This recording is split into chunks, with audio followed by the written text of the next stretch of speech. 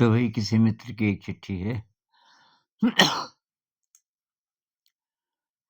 हाँ, वो कहती हैं, आपके आशीर्वाद से अब ध्यान में 30 मिनट से ज़्यादा बैठ पा रही हूँ। ध्यान के अभ्यास से कुछ परिवर्तन दिख रहे हैं। अब जैसे मैं अपनी इमोशंस को देख पा रही हूँ। गुस्सा आने पर पता चल रहा है कि गुस्सा उठा और मेरी आवाज़ फिर भी धीमी रह जा रही है, गुस्से में भी। एडिक्शन को दूर से देख पा रही हूँ, जैसे फ़ोन का बेवजह इस्तेमाल। बचपन में सही से पढ़ाई न होने से फिर से इच्छा हुई कि पढ़ा जाए और इस बार जिज्ञासा से। तो एस्ट्रोनॉमी को पढ़ते वक़्त ये पता चला कि सारे ग्रह यूँ ही प्रकट हुए, कुछ गैसों और धूल कणों से और ग्रेविटी की वजह से सूरज का चक्कर लगा रहे हैं।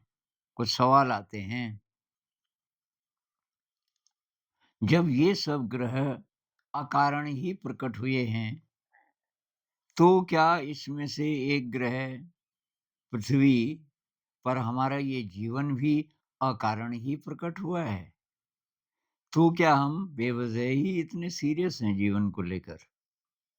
हमारी तरह और भी जीव किसी और ग्रह पर होंगे क्या? ये सब इतने अच्छे से एक लय में कैसे चल रहा है ये पूरा ब्रह्मांड, मतलब सारी गतियाँ? तो वही ये सवाल तो मेरे मन में भी था जब मैं साइंस का स्टूडेंट बना, कॉलेज गया और कुछ टाइम तो मैं नास्तिक ही बन गया था, क्योंकि सवाल आया कि ये देवी-देवता कहाँ हैं? तो ये ब्राह्मण परिवार में जन्म हुआ तो बचपन से पूजा-पाठ और ये देवी-देवता और ये आरती, हनुमान जी की आरती और ये कई और देवताओं के और कई वो मंत्र वगैरह-वगैरह, ये सब संस्कृत में पता नहीं मेरा क्यों इंटरेस्ट था, तो संस्कृत की किताबों से मैं ये सारी चीज़ें पढ़ लेता था। एक गाँव में थे पंडित जी, मतलब पूजा-पाठ वाले, उनके पास होती थी ये किताबें और तो मंदिर मंदिर को लीपता था मैं, शिव जी का मंदिर गाँव में है, तो उसको मैं लीपता था हर साल। वो पत्थर की दीवारें थी तो मिट्टी से उसको लीपते थे। वो सब खत्म हो गया। मैंने कहा कहाँ है? और साइंस साइंस कह रही है कि यही कि भई ये तो ऐसे ही, मतलब बिना कारण के और ये सब, इसमें कुछ नहीं और सब एटम से बना है, धूल कणों से बना है। तो उससे बहुत निराशा भी हुई लेकिन विश्वास भी खत्म हो गया। खैर वो लंबी कहानी है।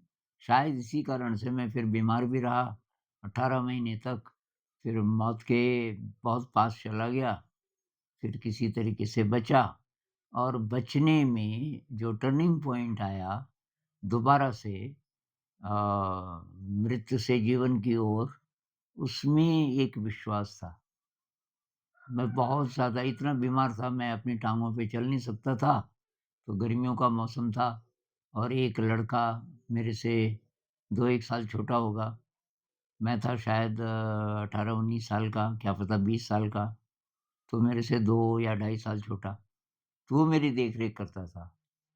अ, तो मैंने कहा यार तू मुझे बाहर सुला दे आज। अब उसने कहा कि अंकल जी बोलता था मुझे, "नहीं अंकल जी आप यहीं सो जाओ।" मैंने कहा नहीं यार आज बाहर सोना है मुझे। तो वो नहीं चाह रहा था क्योंकि रात को उसने कहा ये ठंड लगेगी, अभी तो गर्मी है, तो फिर ये बोलेंगे कि अब अंदर। पर ख़ैर, तो उस दिन मैं जब लेटा था और देख रहा था तारों को और वो ये सप्तऋषि है, ये प्लेडीज़ है, ये जो तारामंडल हैं और मैंने कहा यार ये इतनी व्यवस्थित कैसे हैं ये गतियाँ? ज्योतिष जिस पे बेस्ड है, ये राशि हैं, नक्षत्र हैं, ये इतना व्यवस्थित कैसे है हज़ारों-हज़ारों साल से? उसी के कारण क्योंकि व्यवस्थित है, तो हम प्रेडिक्ट कर सकते हैं कि कब ग्रहण आएगा, चंद्र ग्रहण कब आएगा, सूर्य ग्रहण कब आएगा। क्योंकि ये एक व्यवस्था है और उस व्यवस्था पे हमारा इतना भरोसा है कि यही व्यवस्था रहेगी। अगर ये ऐसे ही रैंडमली आया होता, तो इतनी अच्छी व्यवस्था हो नहीं सकती थी। क्योंकि जितनी ज़्यादा व्यवस्थित कोई चीज़ होती है, तो जितना ज़्यादा ऑर्डर्ड, तो उसकी रैंडमनेस उतनी कम हो जाती है। उसमें मतलब कभी भी कुछ भी हो जाए, ये नहीं हो सकता। ये एकदम छोटे स्तर पे भी देख लो। अब साइंस ने जब एटम के बारे में जो-जो पता किया, तो एक व्यवस्था है कि भई उसमें 3 बेसिक कण हैं, वैसे तो हज़ारों छोटे-छोटे और कण भी हैं, लेकिन वो मिलीसेकंड्स में पैदा होते हैं और ख़त्म हो जाते हैं, उनको पकड़ना बहुत मुश्किल है।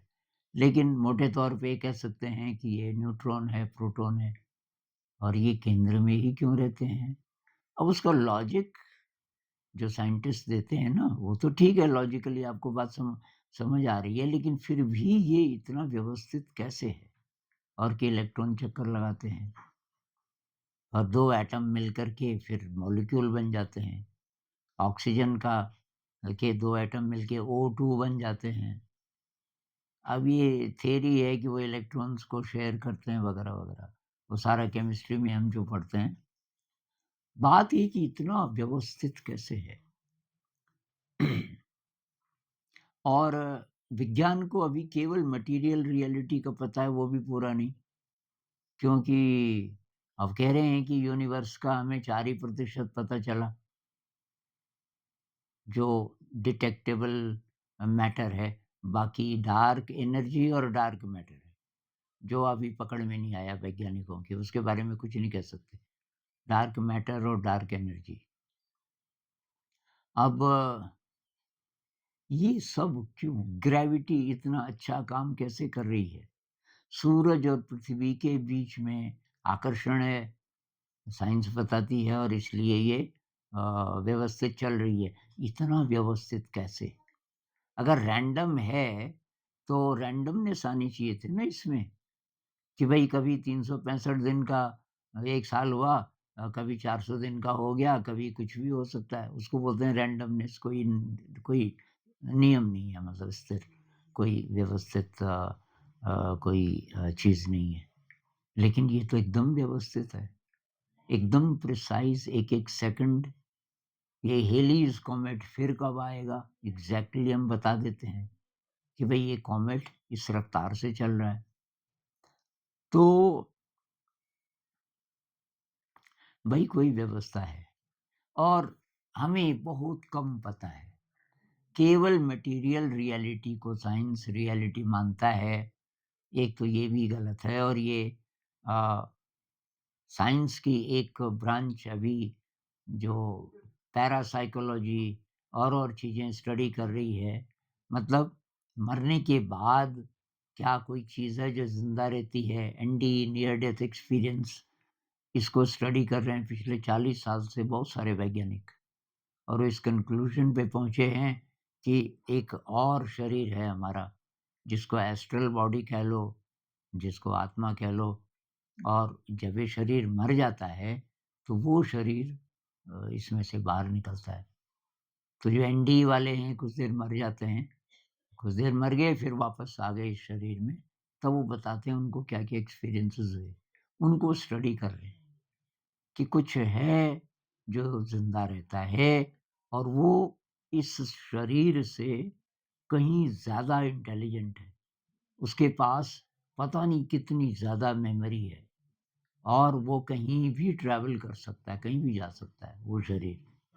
ये चीज़ें अभी साइंस की पकड़ से बाहर की हैं। जो मेन स्ट्रीम साइंस है, उनको नहीं पता।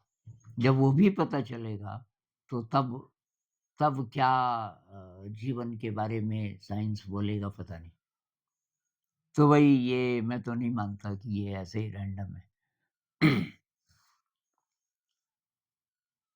हमारी तरह और भी जीव किसी और ग्रह पर होंगे क्या? तो वही जब हम पढ़ते थे 70s में, कहते थे कि ये लोनली प्लैनेट है। मतलब अकेला ऐसा ग्रह है पृथ्वी जहाँ की जीवन है।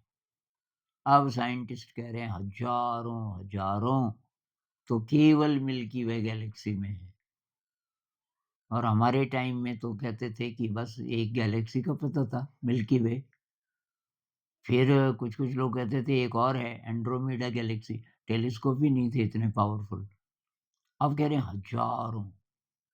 हज़ारों नहीं, क्या कुछ बिलियन, 1 बिलियन के करीब गैलेक्सीज़।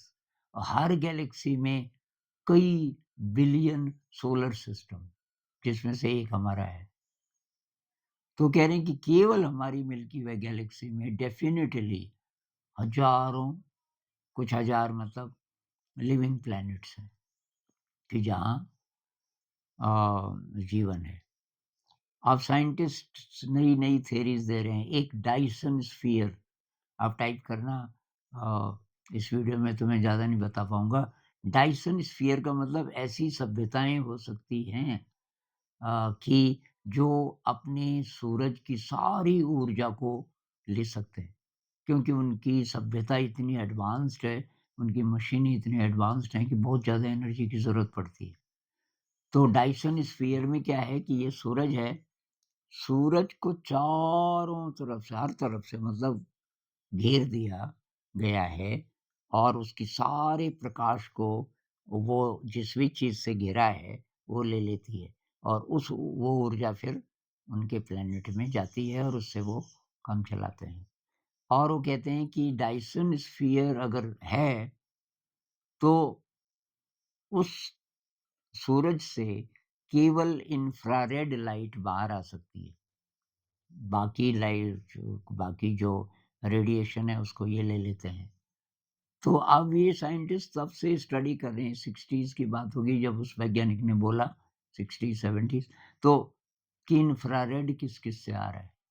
अगर इंफ्रारेड ही आ रहा है केवल किसी भी सूरज से, वो मिल्की वे गैलेक्सी का हो चाहे किसी और गैलेक्सी का, अगर केवल इंफ्रारेड आ रहा है, तो डेफ़िनेटली वहाँ कोई बहुत एडवांस्ड सभ्यता है, मनुष्य से कई गुनी ज़्यादा।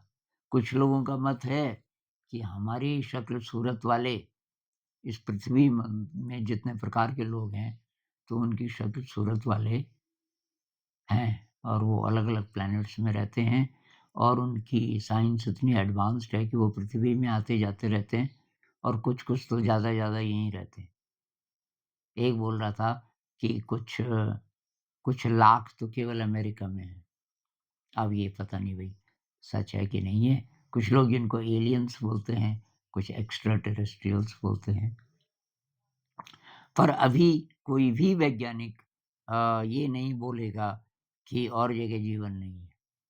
वो कहते हैं हो सकता है। मेनस्ट्रीम साइंस की मैं बात कर रहा हूँ। एक काकू कोई वैज्ञानिक हैं, पहला नाम मैं भूल गया, काकू। तो वो कहता है कि ये तो बहुत ही ज़्यादा मतलब मंदबुद्धि वाली बात होगी किसी वैज्ञानिक के लिए ये कहना कि जीवन और जगह नहीं हो सकता, पृथ्वी के अलावा। तो अब बहुत लोग कहते हैं भई सबूत क्या है?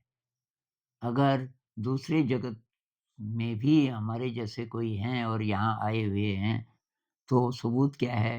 अब बहुत लोगों के पास वो कहते हैं है सबूत, हमने देखा। अ, लेकिन अब हम कैसे पता करें?